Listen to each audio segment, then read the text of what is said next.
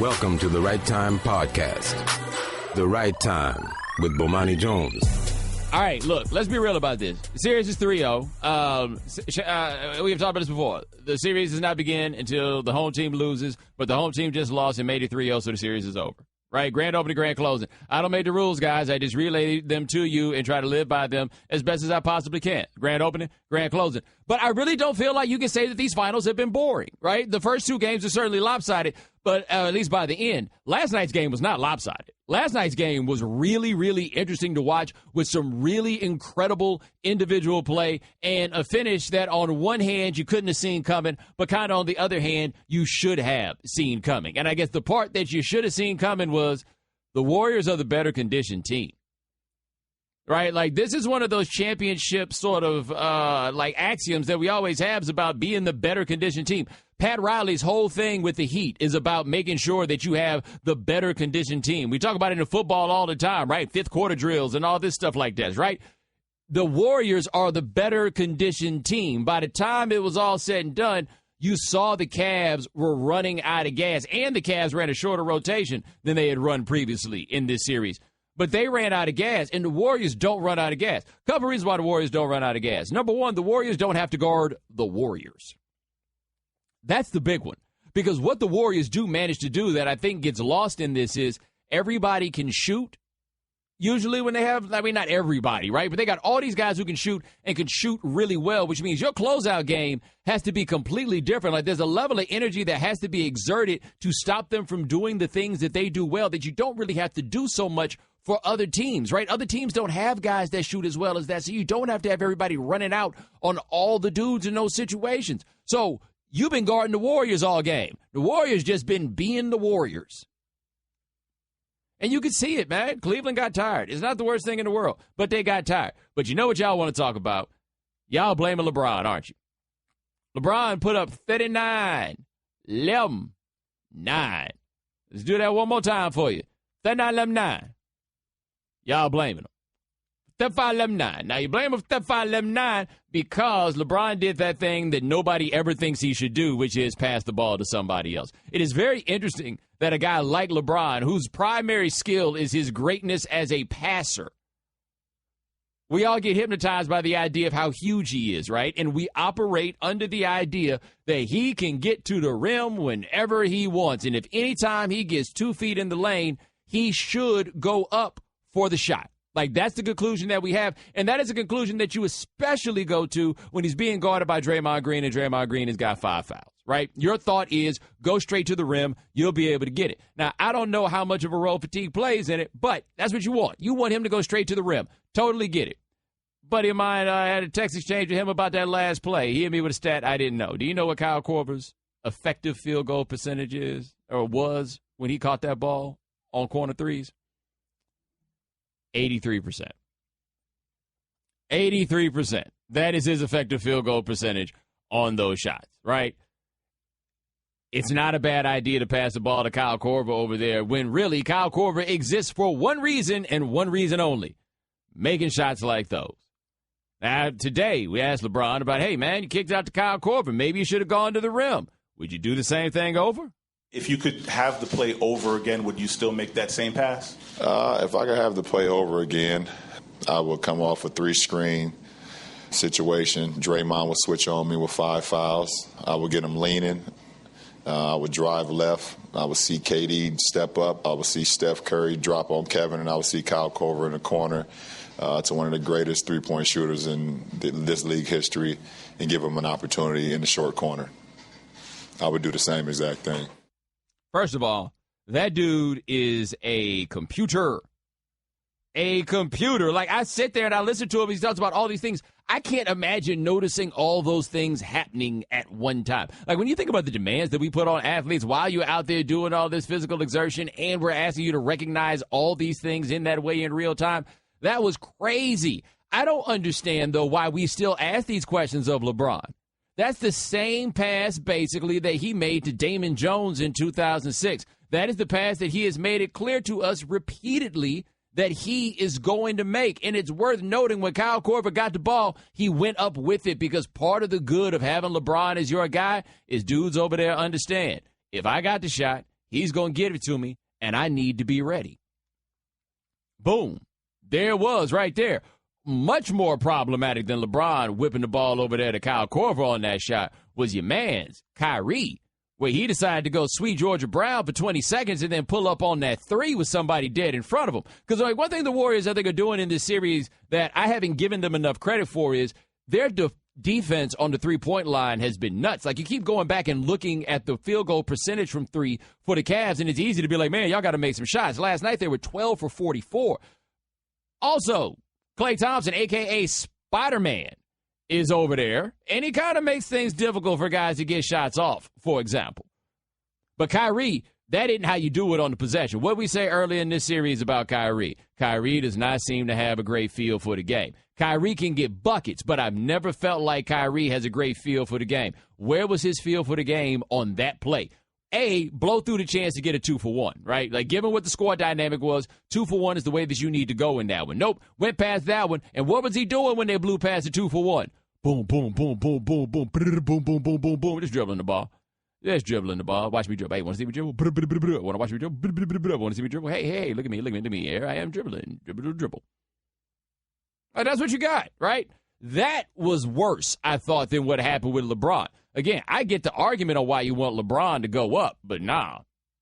Now, the other thing we getting on LeBron for here is Kevin Durant and that pull-up three, right? I have to say this. We're really acting like guarding Kevin Durant is a lot easier than it is. Right? Like, you think nobody ever has that bright idea? Hey, man, you just need to stop Kevin Durant from shooting that three. You think nobody ever thinks about that? Like, ever? And, oh, by the way, let's say you stop Kevin Durant from shooting that three. What, you think Kevin Durant won't go take this to the rack? Right? What do you think, Kevin? What do you think Kevin Durant can't get into the lane and then get his shot from there from an easier spot? Come on, man. It's Kevin Durant. Now, here's LeBron on what happened when Kevin Durant shot the three. Well, I seen him getting ready to pull up. He uses a rhythm dribble to get a good look, and when KD shoots, he falls forward, and I wanted to get a contest. The last thing I wanted to do was foul a jump shooter, so I wanted to jump and contest it, but I know when he shoots, he kind of leans forward a little bit, so I just stayed there, high hands, contested, and he made it. This dude has so many thoughts in his head as all of this is going on. I just can't imagine having a dossier like that on all these different things and all these dudes in the league, keeping in mind that he plays Kevin Durant twice a year, right? Like, it's not like he and Kevin Durant been playing 7-game series year after year after year. I don't know how you argue with that, right? Like, I think people want binary stuff with LeBron on when he's got the ball. Just take it to the rim. But part of the playoffs, I think, in our minds is go get easy buckets, right? Like, that's the thing. When nothing else is working, grind it out, go in, and get an easy bucket. The thing is, Kyle Korver in the corner, that's an easy bucket. Like, in the thought process, in the weights of, like, what the expected value of the shot is, that counts as being an easy bucket. We just want a dude from the movies, right? We want, hey, jump on my back. We'll get this whole thing done. LeBron more like the homie in the Sandlot. Go stand over there with your glove out. The ball going to come right to you. But if you tell the homie to go stand over there with the glove out and the ball come right to him and he drops it, whose fault is it? You're going to, hey, man, you should have been out there playing left field. I mean, is that not kind of where we are on this one? Hey, man, they lost. I don't know how much more complex it gets to that. In fact, it's kind of crazy to think that they can shoot 12 from 44 from three in a game where Golden State shot well from three and still have a chance to win.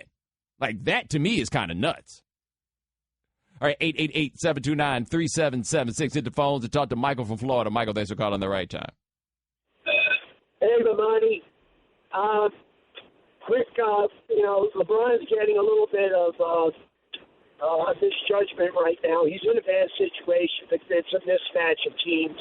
Last night, he looked like I've been saying, but I've been hearing that he's a little bit out of gas. Well, I'm not sure if he scored more than 4 or 5 points in the fourth quarter.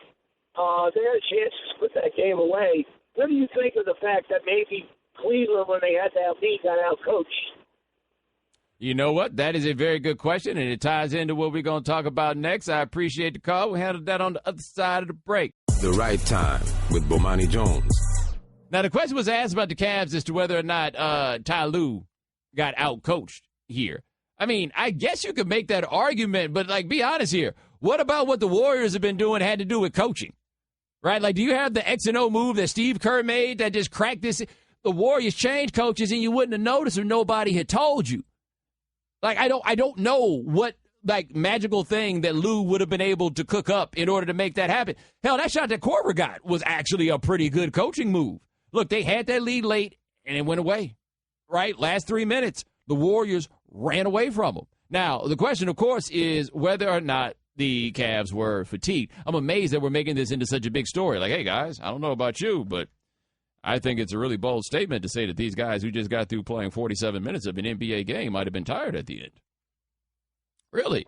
Like, we're acting like this is the most foreign thing in the world. Now, like, LeBron was asked about it after Game 3, and this is what he said. I mean, I gave everything that I had. So, I mean, at times throughout the game, I was tired, but that's just because I was just playing as hard as I could. But I was able to get second and third and fourth wins. I don't contribute us losing this game because we got tired. Like I said, we missed some shots, and they made some. Yeah, maybe it's not because y'all got tired, but I would say it probably has something to do with the fact that the other dudes did not get as tired, right? And just so you know, the Warriors definitely believe that they were tired. It's Draymond Green on NBA TV. I caught LeBron walking off at the end of the third quarter, and you can just tell he was exhausted. And, he had got off the ball and just was letting Kyrie go to work trying to catch his breath. So we knew that they were starting to wear down, and we just had to stay within striking distance. I think one thing that's of note, and like even this is Steve Kerr talking about Kyrie and LeBron being tired. Like, note, this really feels just kind of matter of fact. Like, not like it's a judgment or that they're saying they're weak, just that they wore them down. The way they play, Kyrie and LeBron had it going the whole game. But that's pretty taxing to go one-on-one the whole game. And both those guys were amazing, 38 and 39. But that takes a lot out of you. And we just kept telling the guys they're going to get tired. Stay in front of them, force them into outside shots if you can.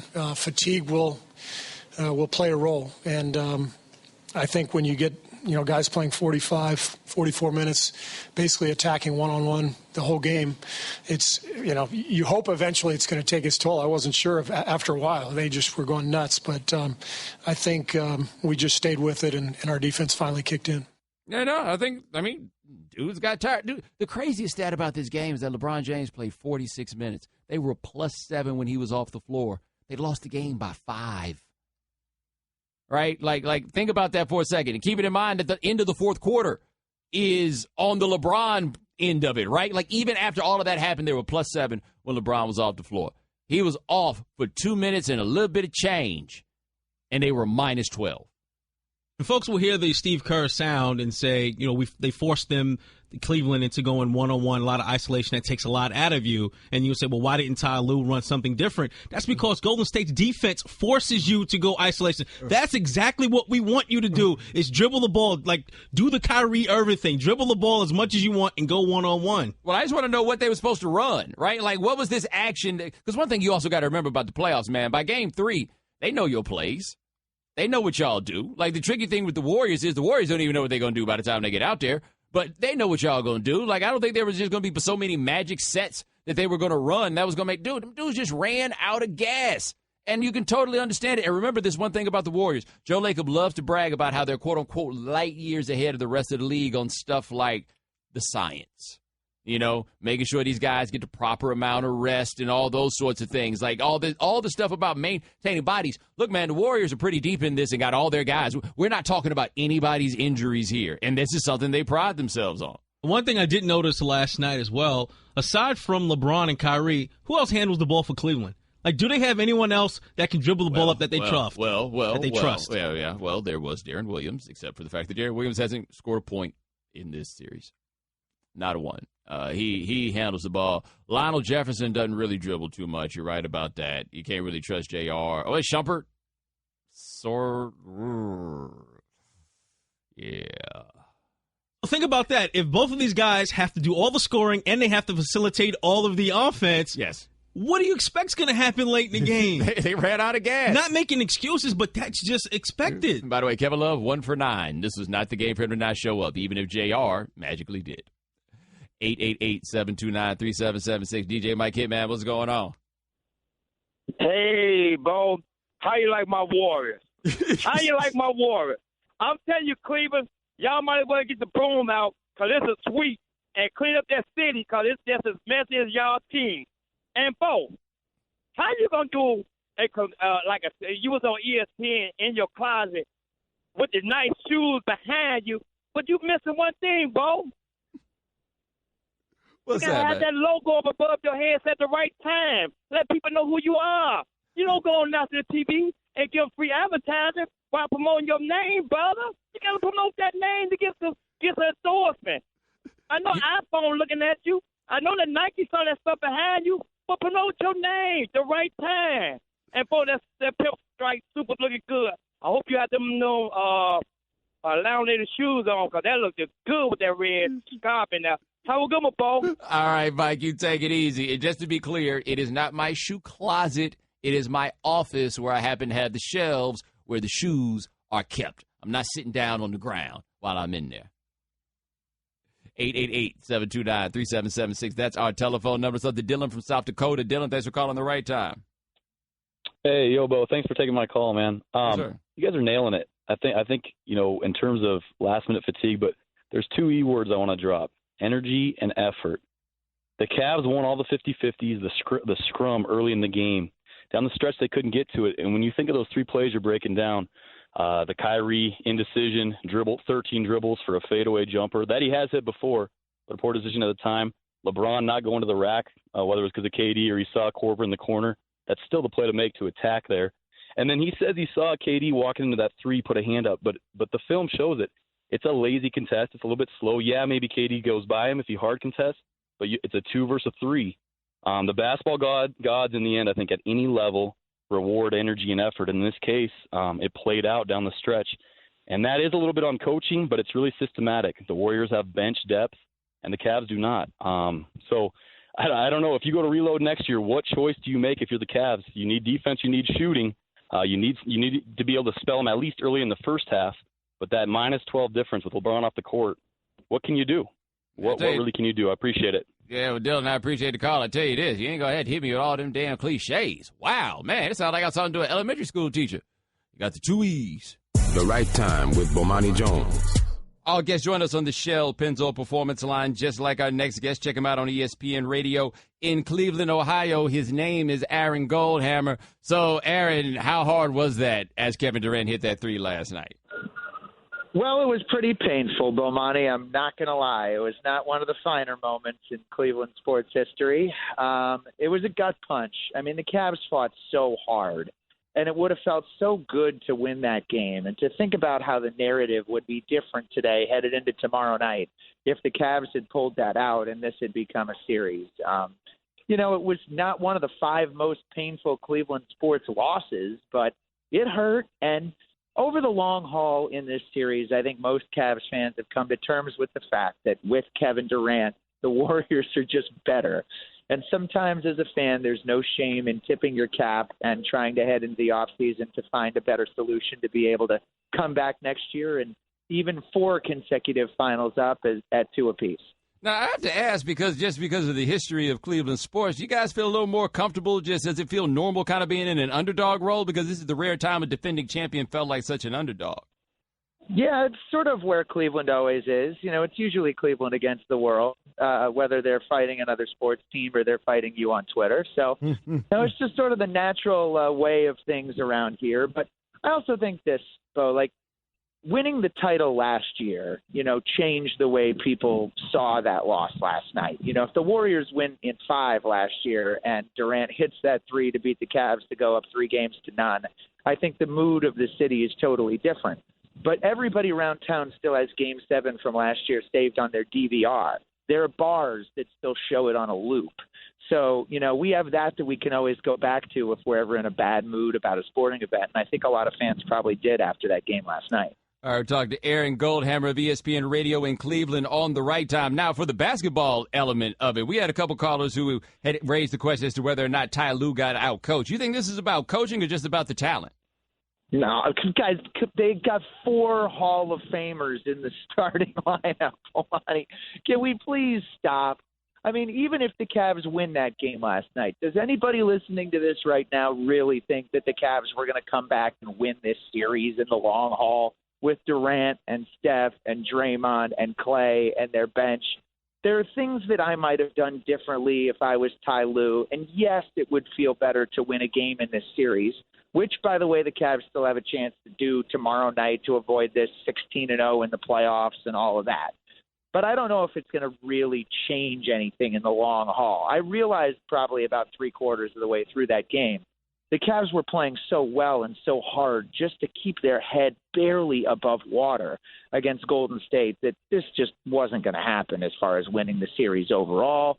You know, I might have slowed the pace a little bit. I might have played Korver down 3 with 10 seconds to go. There are a few little nitpicky things. It doesn't change the big picture of where this series is at. Now, let me ask you this, because a lot of people have talked a lot about the pass to Korver. How do the home folks react when LeBron seemingly, like we think he can just get to the rim whenever he wants to? How do the home folks react when there's a play like that and he doesn't? Well, I think which player are you talking about? Where he hit Korver with the pass or where he hit that one? So LeBron's been doing that for his whole career, Bomani. I had arguments with Cleveland sports fans in the 2007 Eastern Conference Finals when he passed out to Donyell Marshall for an open shot at the end of the game against the Pistons, and everybody thought that he should have been the one to take the shot. You know, Michael Jordan, they had John Paxson and Steve Kerr take 2 of the biggest shots in the Bulls championship runs. As LeBron said today, and I think the fans agree because we know him well enough by now, Kyle Korver is one of the best three-point shooters in NBA history. He's been working his whole life, Brian Windhurst told us earlier today, for that shot. He just happened to miss it. But I wouldn't feel better today if LeBron had tried to go up against 3 guys and dunk that ball instead of passing it off. I have no problem with the basketball play that he made. That's the player that LeBron is, you know, for better or worse. Kobe, you know, would jack up the shot for better or worse. And that's how LeBron is different than the other all-time NBA greats. It's what makes him unique. It's what makes him great, and sometimes it makes him open to criticism.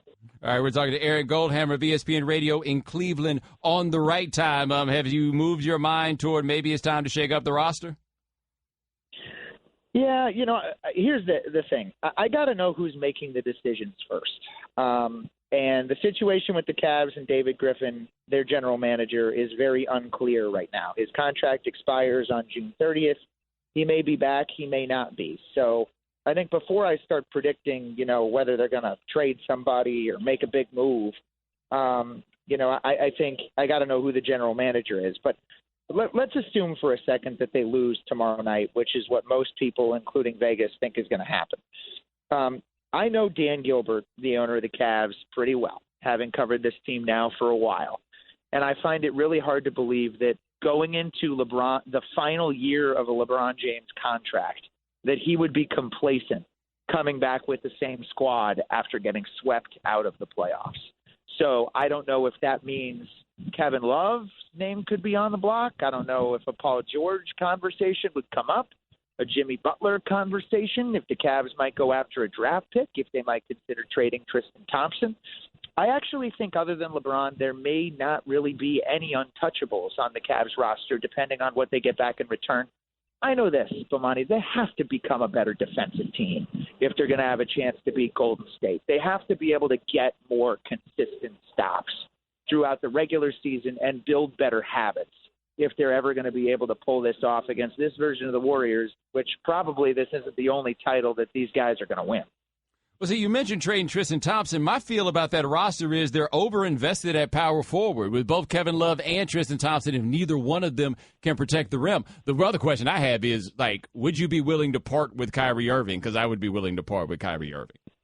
Well, that was a debate a little bit already on our show this morning, and he is an immensely talented player on the offensive end. He scores at an unbelievable rate. He's also the best, I think, pound-for-pound clutch shooter in basketball. He hit the biggest shot in the NBA in the last 5 years, probably.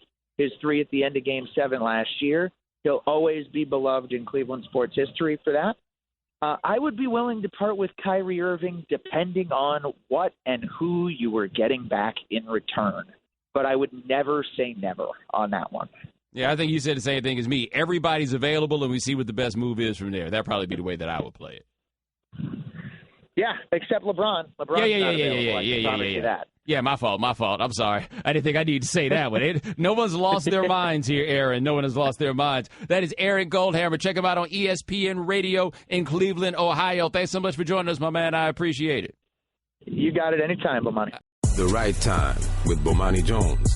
Heartbreaking loss for Cleveland Cavaliers last night. By the way, LeBron put up 39-11-9. That's what it was, right? 39-11-9. 39-11-9. I think I said 35-11-9 last hour, but no, 39-11-9. That's what he put up. And they lost. Right? Like, he's basically averaging a triple-double for these finals. And it's L. He is averaging triple-double. 32, 12, and 10. And it doesn't matter.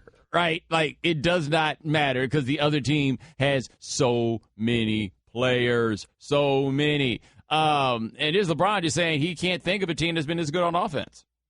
Before the series even started, we knew we was dealing with I said it after we won the East Conference Finals, that we getting ready for a juggernaut. I mean, it's probably the most firepower, I've played in my career. I've played against some great teams.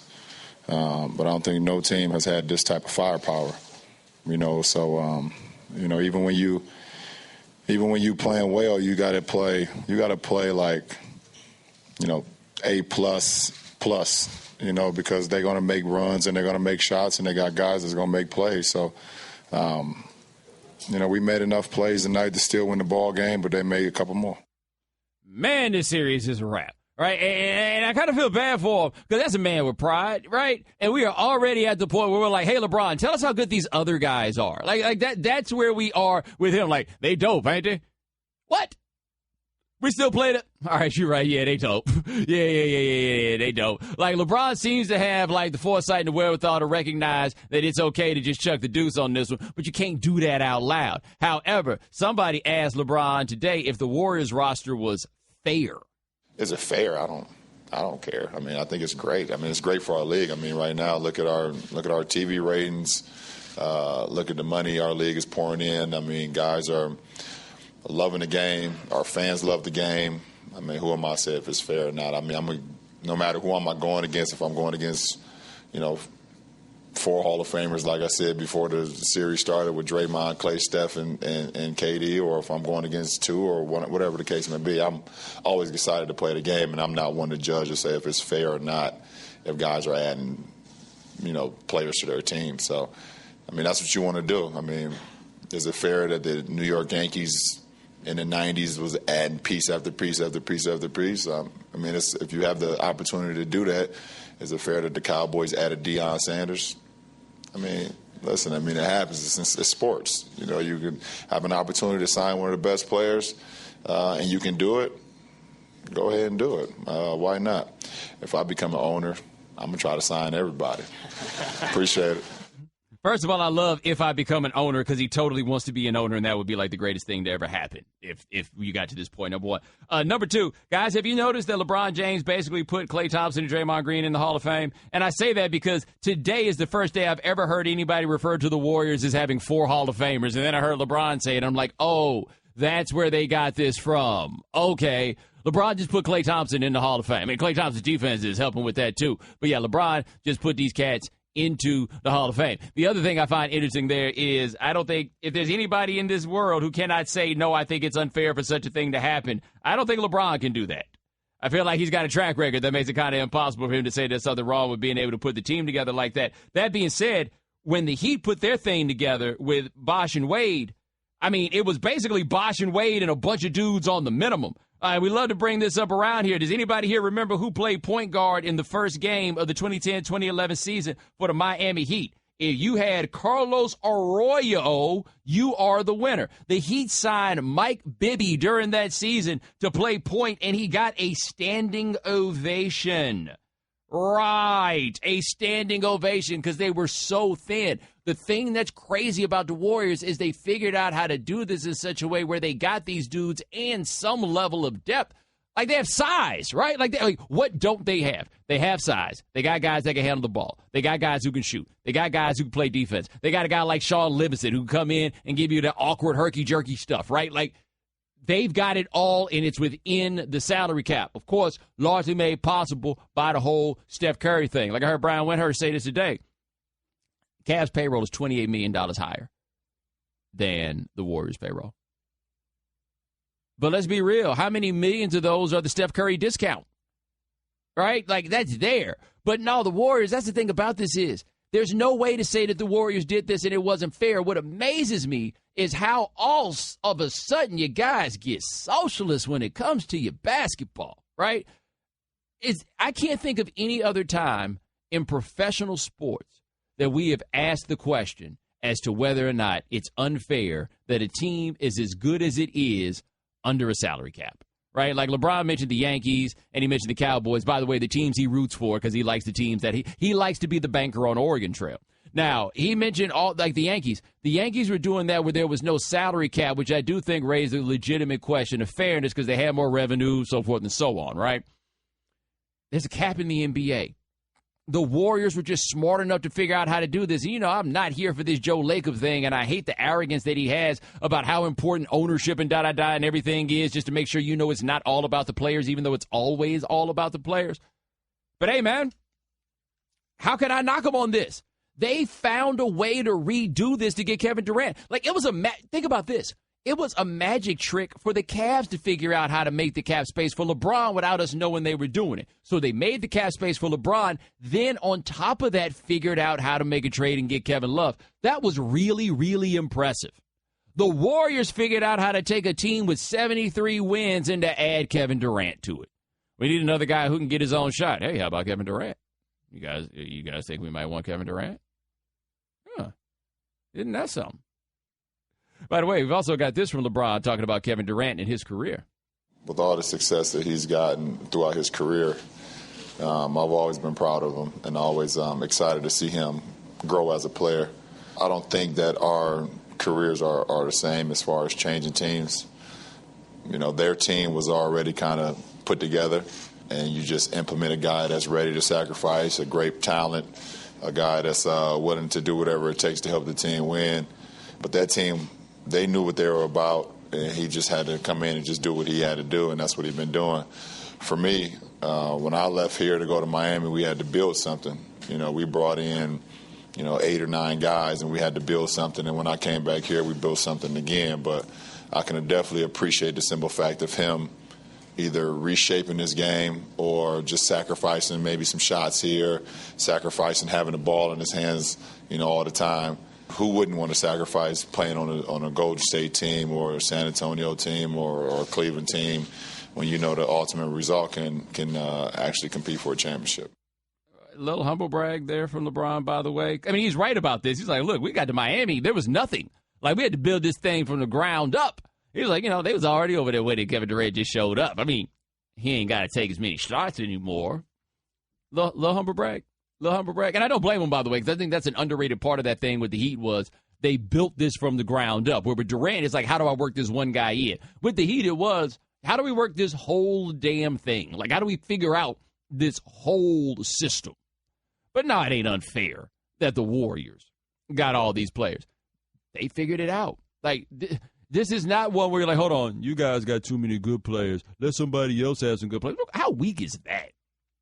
Right? Like, what'd you ask before? You want scholarship limits? Like, that's what it sounds like. What they want of the pros is scholarship limits. Now, you have all the walk-ons, but no, y'all can't give us so many scholarships. No, man, they pulled this off. They figured this out. And I'm going to pull up their roster right fast to make sure I get this right, because what I think is perhaps the most interesting thing about the Warriors is people talk about this with the defense for the Seattle Seahawks, where so many of their top guys are the same age, so they all came to prime together, and then it'll get kind of, when it declines, it'll all decline together.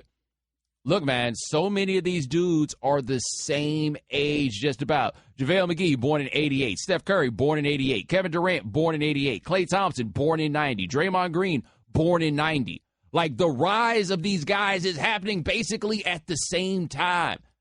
This system is not built for you to not only have all these guys, but have them all getting good at the same time. The fun, however, is going to be the next time everybody's due to get paid.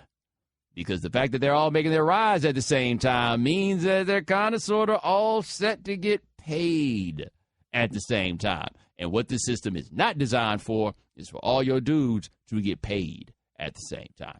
The Right Time with Bomani Jones. So we've been talking about these NBA Finals, Game 3. It really ain't nothing to talk about because the finals are Billy Packer over. I don't think there's any other way to look at it. It is about a wrap on those. So now we're just getting into like entertaining stuff that people have said that is somewhat tangential to the NBA Finals. And old friend of the network, Dan Patrick, on his show passed on this very interesting anecdote that he had heard, but we are not reporting. We are simply saying it's speculation. So what I was told last night is LeBron was willing to go back to Cleveland, but he wanted ownership, the Cavaliers ownership, to buy the Pistons. And the Pistons ownership would take over the Cavaliers. So basically they would trade owners? Yes. You were going to have Tom Izzo coaching. Izzo, friends with the guys who own the Pistons. They were then going to take over the Cavaliers. Dan Gilbert, who's a Michigan guy, would get to then own the Pistons. And LeBron would then be able to play in Cleveland. Wow. Right? Now, that is courtesy of the Audience Network. And, okay, guys, I want to repeat this again because my boss has sent an email to make sure that I was clear on this. We don't know if this is true, right? We don't know if this is 100% true. But, my goodness, raise your hand if you hope it's true. Because I hope it's true, because that is a great story on about 15 different levels. Number one, the audacity that you would have to have as LeBron James to be like, okay, I want to come back to Cleveland. All I want the owner to do is get rid of the team. Who in the hell is going to own an NBA team and be like, hey, man, I think you ought to sell the team. Why do you think I should sell it? Oh, because LeBron wants to come, and you think I'm about to sell it? Right? Like this team I had, this team I bought, you think I should sell it because LeBron's on the way? Well, LeBron don't really rock with you. I don't care. I don't rock with LeBron neither. But I would love to own him. I mean, own the team that he plays for. That is where they are on that one. Whoa. I just can't imagine having the clout to even have it in my mind to be like, look, here's what we about to do. We about to get Dan to sell the team.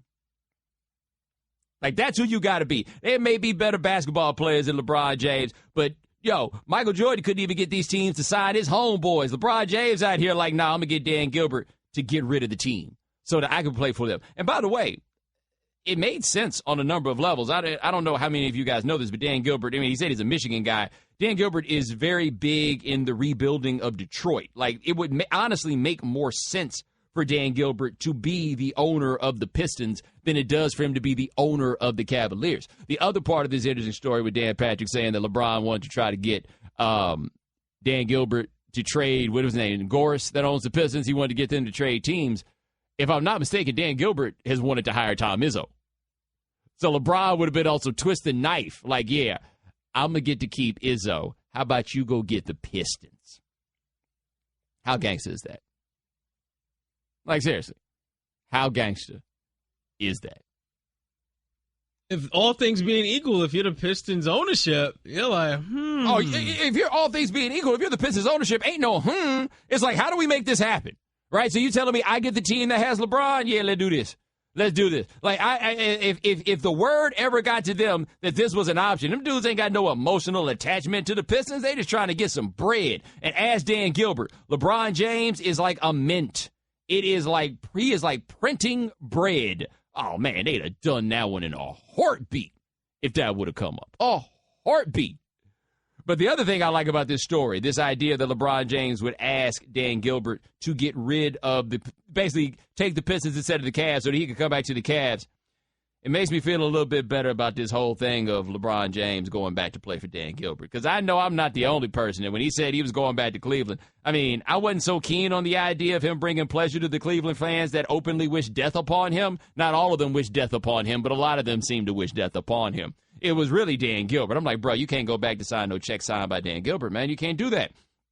Like, at some point, we all got to draw a line. And I had to say, I was just like, okay, well, look, man. If LeBron has found some way to make peace with it, I got to find a way to make peace with it. I just can't believe that he's actually going to go and take Dan Gilbert's money. I can't believe he doesn't even need the money. I can't believe he's going to take Dan Gilbert's money. And then I ultimately thought about it, and I was like, look, if he really thinks that going back to Ohio was that big a thing, then this is a sacrifice that he's got to make. Some will argue that it's a sacrifice of a little bit of his dignity, but a sacrifice nonetheless. And I personally am ecstatic to find out that LeBron felt the same way that I felt about this and was like, hey, I'll go back if Dan Gilbert gets rid of the team. In fact, that might have been how this whole Cleveland idea came up. Somebody was like, hey, well, maybe you should go back to Cleveland. Yeah, how about this? How about I go back to Cleveland when we get Dan Gilbert up out of there and he owns the Pistons? And somebody was like, hold my beer. I'll go look into that right now. Because if that's what it takes to get LeBron to come, you do it, right? Although I don't know how it goes because it's owner versus owner. Like, how do you inquire about this thing without talking to, the owner? Don't have a great answer for that. Don't have one. This Gilbert-LeBron relationship is still very interesting to me. The fact that they're finding a way to coexist. And the team has had levels. Obviously, they've been successful since LeBron's been back. But I'm just still very, very fascinated by the two somehow making it work. I will say this. Calling it a relationship implies they have a relationship. I think they got it. You own the team. I play for the team. You ain't got to talk to me. I ain't got to talk to you. Like, think about this. If the trade was, if you're Dan Gilbert, and it's like, look, LeBron wants to come back, and LeBron tells you, here's the thing, though. If I come back, don't ever speak to me. If you're Dan Gilbert, you make that trade, right? Right? You're like, how dare you? Okay. Well, I mean, is it okay to tell you is it okay to tell you I'm not going to talk to you? Like, does that start after I say I'm not going to talk to you? Or did this all, like, I feel like this is a test, LeBron. Are you testing me to see if I'm going to, I just want to tell you whatever it takes.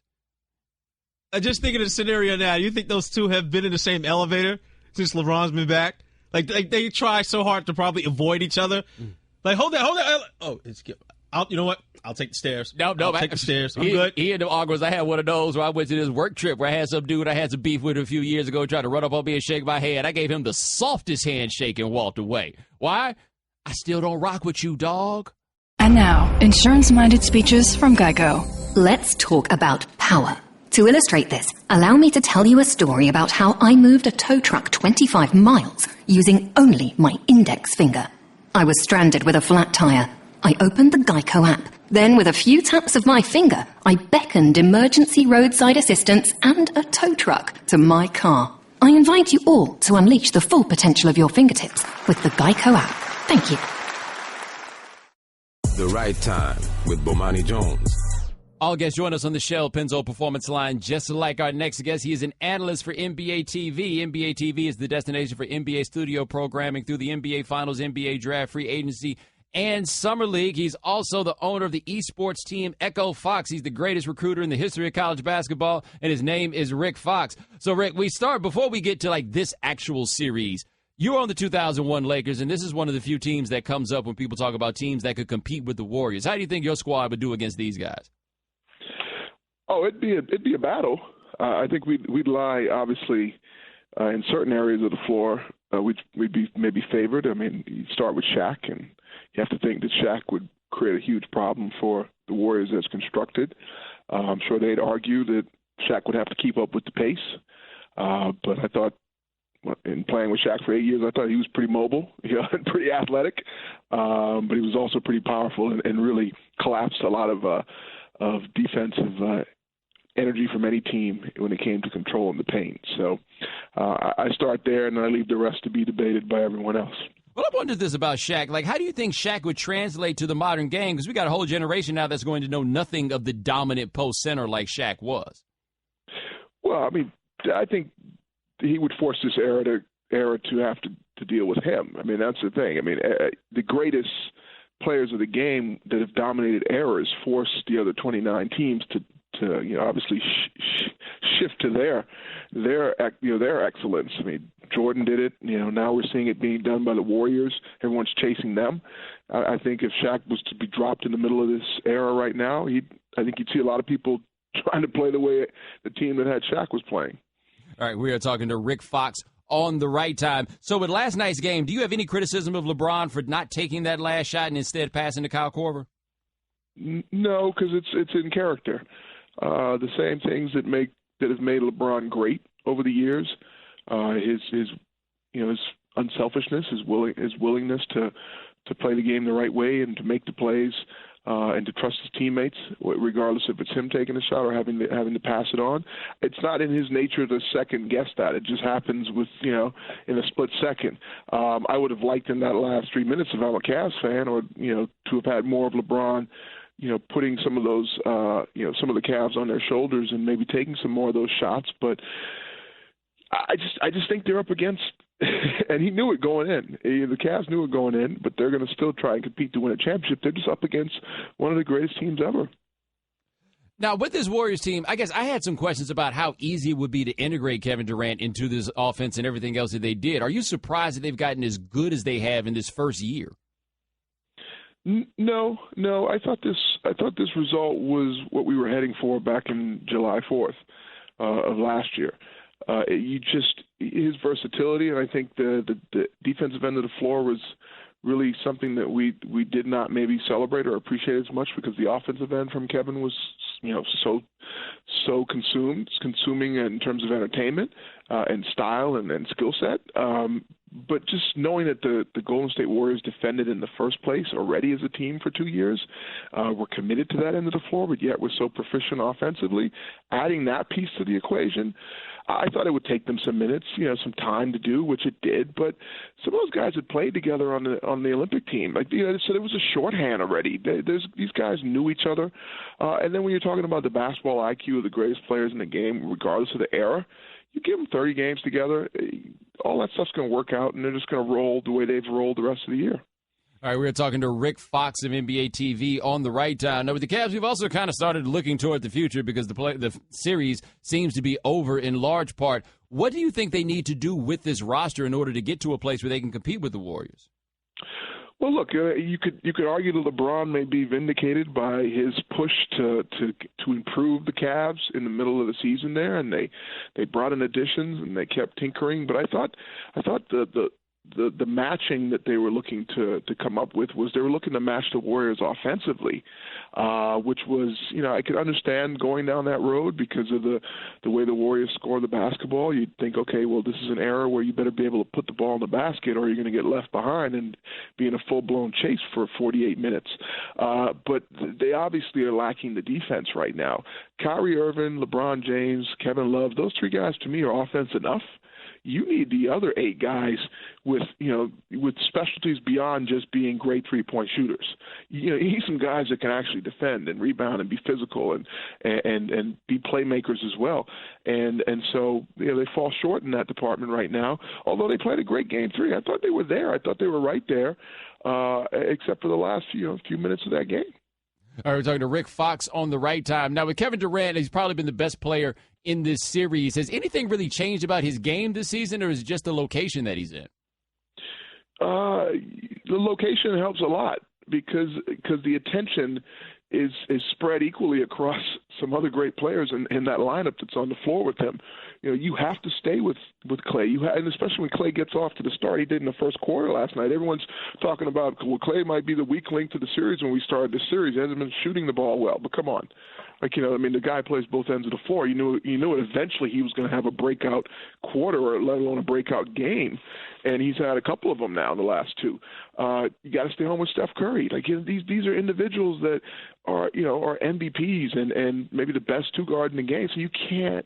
It's going to free Kevin Durant up, who in his own right is an MVP. So I think it's just the spacing and the ability for him to move with more ease and free on the offensive end of the floor is what has created this result for him.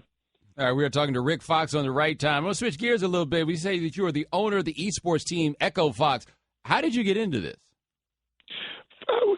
I've been a gamer my whole life. I found gaming, that was pretty much the trigger to my competitive side. I found it before basketball.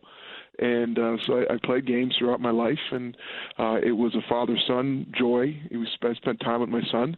He's now a game designer and then makes video games.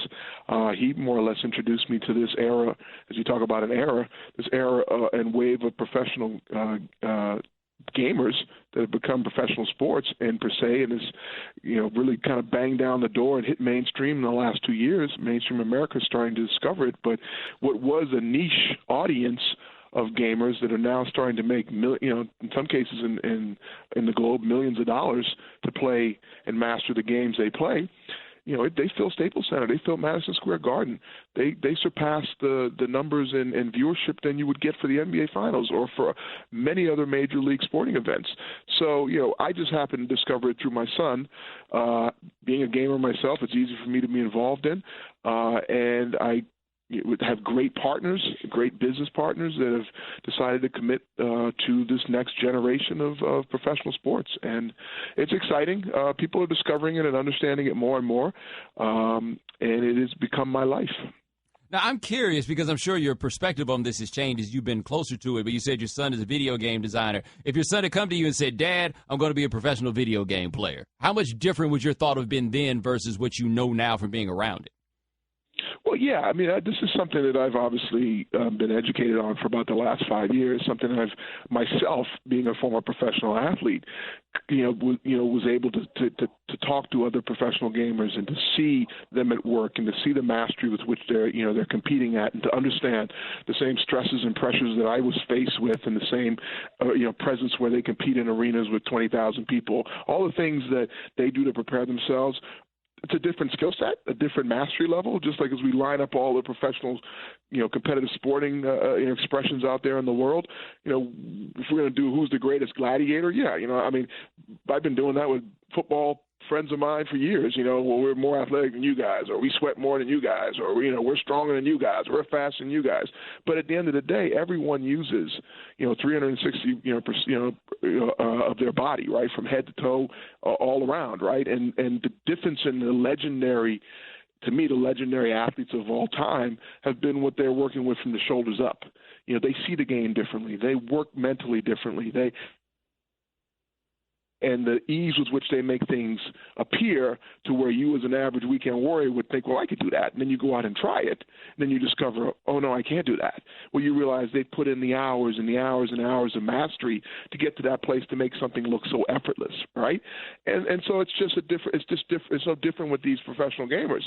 The delicacy with which they use their arm or their hands or their eyes, and the process that they work mathematically in their head to process all this stuff at the speed with which they do, I can spread that across any sport and find comparisons, whether it's a baseball player that's it's great movement in his arm and understands how to mechanically use that part of his body to a driver in a NASCAR race car. It's different. Everyone masters specific areas in their craft, and I like to celebrate that. I like to be around the best of the best, regardless of what field it is. Mastery is always entertaining and impressive to me. All right, that is Rick Fox. He's the owner of the Echo Fox esports team. Also, check him out on NBA TV, the destination for NBA studio programming through the NBA Finals, NBA Draft, Free Agency, and Summer League. Thanks so much, my man. I appreciate it. All right, Bomani. The Right Time with Bomani Jones.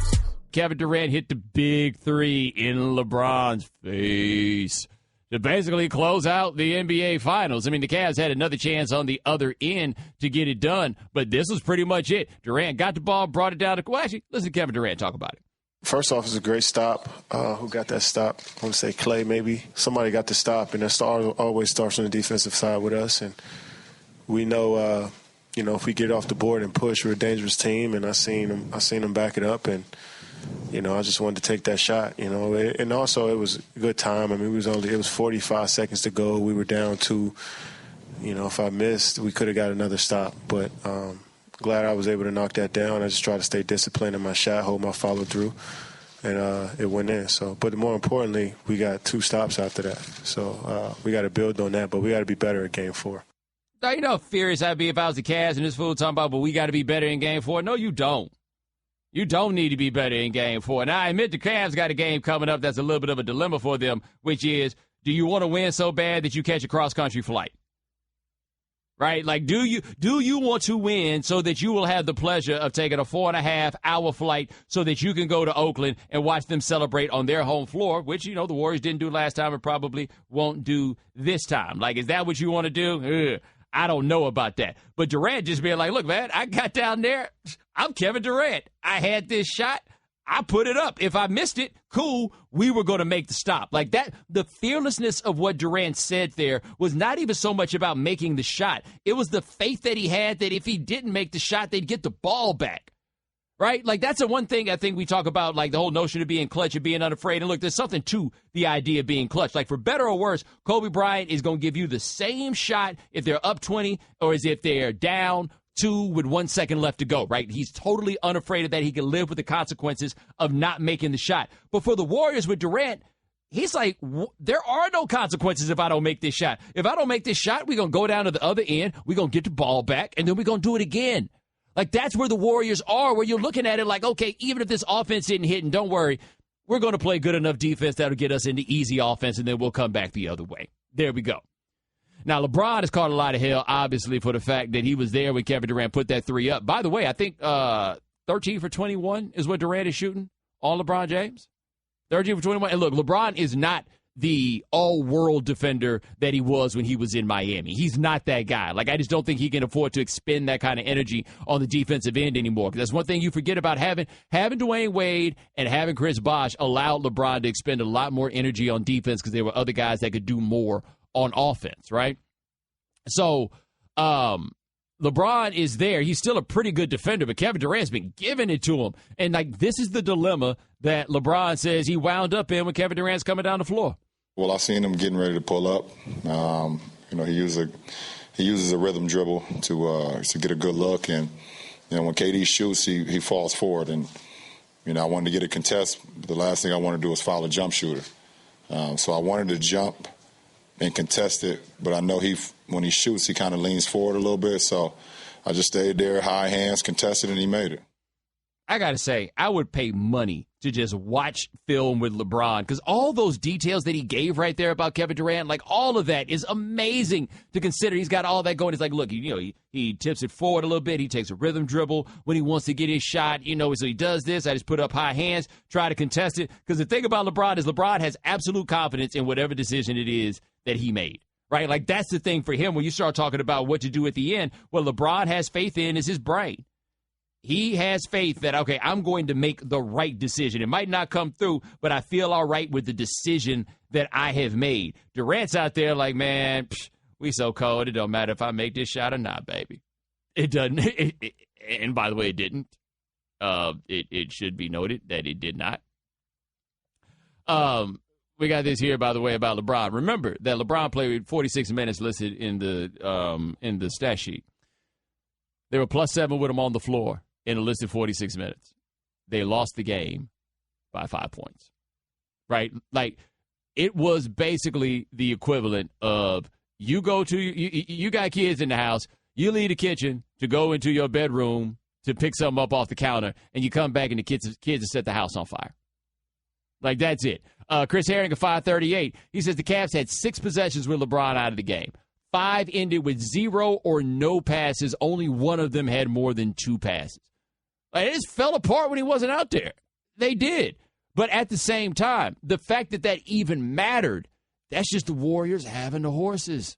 They've got them. And like I say, they put together a system that everybody there has faith in. Like, I'm not sure everybody on the team necessarily likes each other, but they all have faith in the kind of basketball that they play. They all do. Like, you can just see that at every turn. They have faith in what it is that they're supposed to do. And they don't run a whole lot of plays. You really got a coach telling you but so much to do. Like, they run it. They run it. Kyrie Irving, by the way, after Game 3, here's what he said about Kevin Durant, his closer. He was their closer tonight, for sure. Doing what he's supposed to be doing. Got to a spot. I got to switch out on Tristan. Hits a big-time shot baseline, and then, just hits an unbelievable game winner. Just come down this transition.